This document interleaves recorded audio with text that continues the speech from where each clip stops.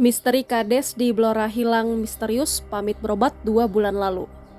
Rumidi, kepala desa Nglebur, Kecamatan Jiken, Kabupaten Blora, Jawa Tengah, hilang secara misterius. Hilangnya Rumidi pun berdampak buruk terhadap situasi desanya. Pembangunan desa menjadi terhambat dan menimbulkan gejolak di tengah warganya.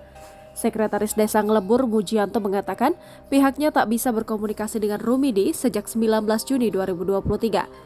Sebelum pergi, dia menjelaskan Rumidi baru saja menjalani operasi akibat pembengkakan pada bagian kakinya.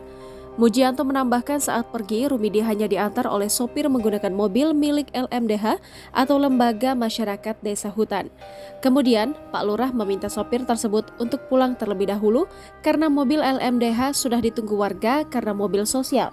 Sehingga Rumidi turun di wilayah Cepu, ucap Mujianto. Setelah sopir kembali ke kantor Desa Nglebur, Mujianto tak tahu lagi kabar serta keberadaan Rumidi.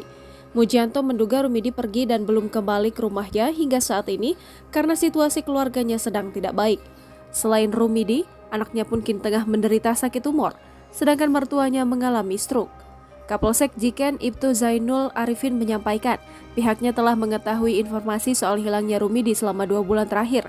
Akan tetapi dia melanjutkan kepolisian belum menerima laporan orang hilang dari pihak keluarga Rumidi. Belum ada laporan masuk, terang Zainul.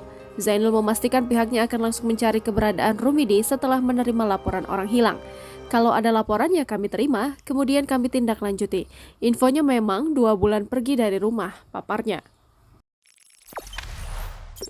Jangan lupa subscribe, share, komen, dan like ya.